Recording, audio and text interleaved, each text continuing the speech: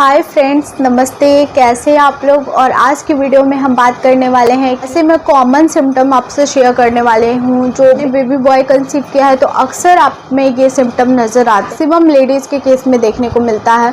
तो सारी चीज़ें आज हम इस वीडियो में डिस्कस करने वाले हैं। तो अगर आप मेरे चैनल पर पहली बार विजिट किए हैं, अगर आप मुझे पहली बार देख रहे हैं, तो मेक श्योर करें कि मेरे चैनल को सब्सक्राइब कर दे, मेरे वीडियोज़ को लाइक कर दे। अच्छा लगेगा तो ज़रूर लाइक कीजिएगा और शेयर कर दे, स्पेशली उन लेडीज़ के साथ जो प्रेग्नेंट है, तो उनको बहुत ज़्यादा हेल्प मिलेगी।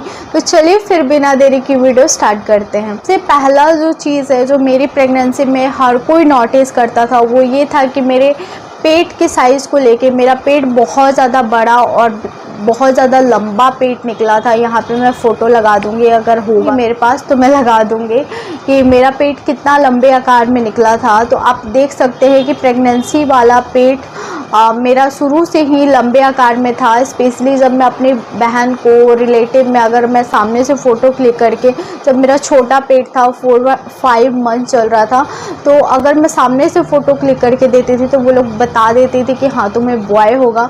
तो मैक्सिमम लेडीज़ की प्रेगनेंसी में ये सिम्टम देखने को मिलता है। अगर आपका पेट लंबे आकार में होता है तो आपको बॉय होता है। नेक्स्ट बात करते हैं कि अगर आपका नाभि बाहर की तरफ निकला हुआ है तो कहा जाता है कि आपको बॉय होने के चांसेस ज़्यादा होते हैं। मुझे मेरी प्रेगनेंसी के टाइम पे ये भी चीज़ें बहुत ज़्यादा नोटिस किया जाता था। जब मेरी काम करने वाली आंटी आती थी, उनके 6 लड़के के टाइम पे उनकी नाभि जो है बाहर थी, तो वो हमेशा मेरी नाभि देख के बोलती थी, क्योंकि मैं घर में टाइट टी-शर्ट वगैरह पहनती थी, तो वो हमेशा बोलती थी कि हाँ तुम्हें बेटा तुम्हें लड़का होगा, तुम्हें बेटा होगा, मुझे लग रहा है, क्योंकि तुम्हारी नाभि भी सेम मेरी तरह, जब मैं प्रेग्नेंट होती थी तो मेरी नाभि भी हर प्रेगनेंसी में नाभि मेरी बाहर आती थी मेरे लड़कों के टाइम पे, और तुम्हारी नाभि भी जो है बाहर है, तो हो सकता है कि तुम्हें बॉय हो। तो ये चीज़ें जो है वो अंदाज़ा हमेशा लगाते रहती थी, और मेरे घर वाले भी बोलते थे कि हाँ तुम्हारी नाभि जो है बाहर है, तो हो सकता है कि तुम्हें बॉय हो। तो ये जो चीज़ें हैं मैक्सिमम लेडीज़ में जो है सही साबित होता है। अगर आपकी नाभि बाहर है तो आप अंदाज़ा लगा सकते हैं कि आपको बॉय होगा।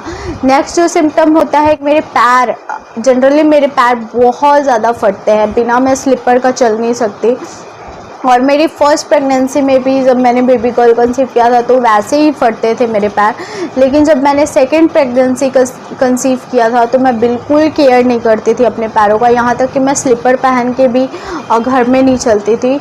उसके बाद भी मेरे पैर बिल्कुल नहीं फटते थे, बिल्कुल अच्छे थे, बिल्कुल सॉफ्ट गुलाबी लगते थे मेरे पैर, बिल्कुल दरारें नहीं आई थी पैर में। तो कई जो होते हैं सिम्टम मैंने देखा भी था कि हाँ बॉय होता है।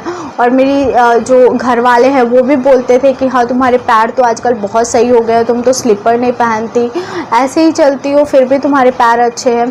तो ये जो सिम्टम है मेरे केस में सही साबित हुआ है, और क्योंकि मेरे पैर जो है ये मैंने खुद ने फील किया हुआ है कि बहुत ज़्यादा सॉफ्ट हो गए हैं। इसी के अपोजिट अगर हम बात करते हैं मेरे हैंड्स की, तो मेरे हैंड्स बहुत ज़्यादा ड्राई हो गए थे। और बेबी गर्ल वाले जब मैंने कंसीव किया था तो उतने ड्राई मेरे हाथ नहीं लगते थे।